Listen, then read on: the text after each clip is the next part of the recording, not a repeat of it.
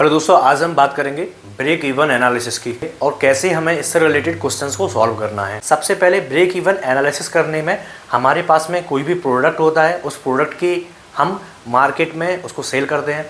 जो मार्केट में सेल करते हैं तो उसकी मैन्युफैक्चरिंग कॉस्ट होती है।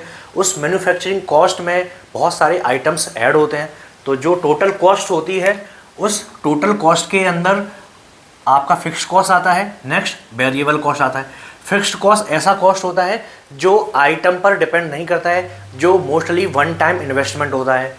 और इसके अलावा जो डायरेक्ट कॉस्ट होती है और इनडायरेक्ट कॉस्ट होती है, हम कॉस्ट को डायरेक्टली और इनडायरेक्टली इंटर रिलेट कर सकते हैं। डायरेक्ट कॉस्ट जो लेबर का कॉस्ट हो गया, जो मटेरियल का कॉस्ट हो गया, जो मशीन का कॉस्ट हो गया, ये सभी डायरेक्ट मटेरियल के प्रोडक्शन से या मैन्युफैक्चरिंग से रिलेटेड है, इसलिए इनको डायरेक्ट कॉस्ट कहा गया है।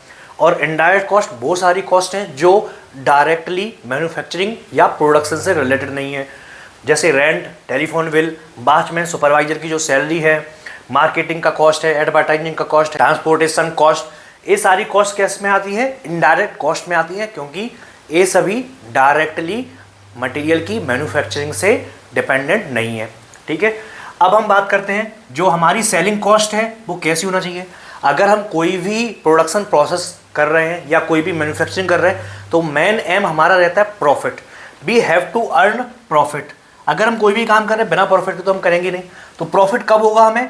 जब जो हमारी कॉस्ट है उस कॉस्ट से हम ज़्यादा में उसको सेल करेंगे।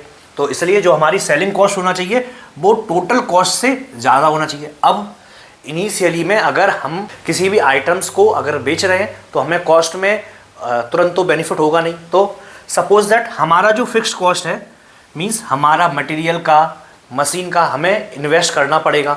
अब अगर हमारे आइटम ये वॉल्यूम ऑफ प्रोडक्शन है और वॉल्यूम ऑफ सेल बोल सकते हैं, अगर हमने वॉल्यूम का प्रोडक्शन ज़्यादा किया और हमारी सेल भी ज़्यादा हुई तो जैसे जैसे हमारी सेल ज़्यादा होगी वैसे वैसे हमारा कॉस्ट, यहाँ पर क्या है, वाई एक्सेस में कॉस्ट है, उतना कॉस्ट हम ज़्यादा अर्न करेंगे। ठीक है, अगर हम किसी भी मटेरियल का प्रोडक्शन कर रहे हैं तो हमें कुछ कॉस्ट इन्वेस्टमेंट करना होगा जो हमारा फिक्स कॉस्ट होगा।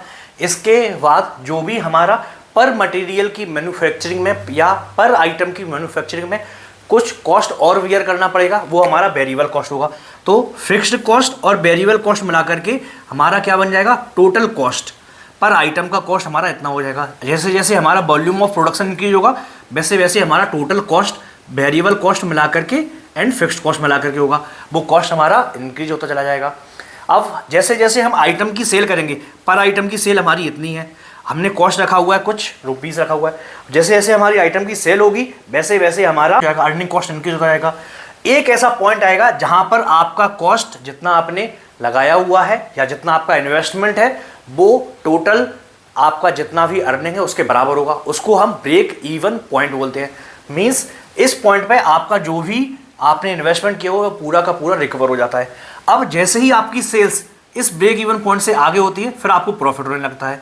लेकिन अगर आपका सेल्स ब्रेक इवन पॉइंट से कम रहेगा तब आपको लॉस रहेगा, तब आपको क्या रहेगा? ये लॉस रहेगा। और अगर आपकी सेल्स ज़्यादा रहेगी तो आपको प्रॉफिट होगा।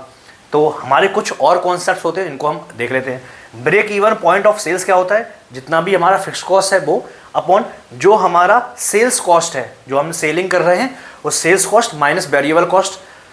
फिर कंट्रीब्यूशन मार्जिन। कंट्रीब्यूशन मार्जिन का मतलब है हमें पर आइटम की सेल पे कितना प्रॉफिट हो रहा है, तो वो क्या होगा?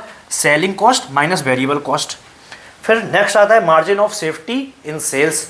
मार्जिन ऑफ सेफ्टी सेल्स का मतलब जैसे जैसे हम अपनी सेल्स वॉल्यूम बढ़ाते चले जाएंगे, हमारी सेल्स वॉल्यूम बढ़ती चली जाएगी तो हमारा मार्जिन ऑफ सेफ्टी इंक्रीज होता चला जाएगा। तो मार्जिन ऑफ सेफ्टी क्या होता है? जो हमारा सेल्स वॉल्यूम है, सपोज दैट हमारा सेल्स वॉल्यूम यहाँ पर है वो माइनस ब्रेक इवन पॉइंट का जो सेल्स है वो, इन दोनों को अगर हम माइनस करेंगे तो हमारा क्या आएगा? Margin of safety. अगर हमारी सेल्स बहुत ज़्यादा है तो हमारी मार्जिन ऑफ सेफ्टी ज़्यादा होगी, हमारा प्रॉफिट ज़्यादा होगा, कंपनी ज़्यादा अर्न करेगी। ठीक है, तो होप आपको ये सब समझ में आ गया होगा। अब कुछ एक रियल लाइफ एग्जांपल लेते हैं। अगर आपकी मार्केट में मोनोपोली है तो आपकी सेलिंग कॉस्ट आप ज़्यादा रख सकते हैं, है ना। आप यहाँ पर इस सेलिंग कॉस्ट को यहाँ पर रख करके इसको और ज़्यादा कर सकते हैं, तो आपका ब्रेक इवन पॉइंट जो यहाँ पर आ रहा है वो और पहले ही आ जाएगा। और फिर आपका जो कंट्रीब्यूशन मार्जिन है वो भी इनकी जगह, क्योंकि जो पर आइटम की सेल पे आपको ज़्यादा प्रॉफिट होगा, लेकिन आप total sales cost per item की ज़्यादा नहीं रख पाते हैं। क्यों? क्योंकि मार्केट में और भी कंपनीज हैं। अब सपोज दैट एविएशन मार्केट में केवल एक ही कंपनी है जिसकी मोनोपोली है, इंडिगो की। अब अगर इंडिगो की मोनोपोली है तो क्या करेगी, वो अपना प्राइस, टिकट प्राइस अपने हिसाब से चूज करेगी, वो ज़्यादा से ज़्यादा प्राइस रखेगी तो उसका कंट्रीब्यूशन मार्जिन ज़्यादा रहेगा। अगर सपोज दैट ऑयल मार्केट में अकेली रिलायंस अकेली कंपनी है तो क्या करेगी, रिलायंस अपने हिसाब से ऑयल का प्राइस चूज़ करेगी और जितना चाहे मन मर्जी अपना प्राइस बढ़ाएगी।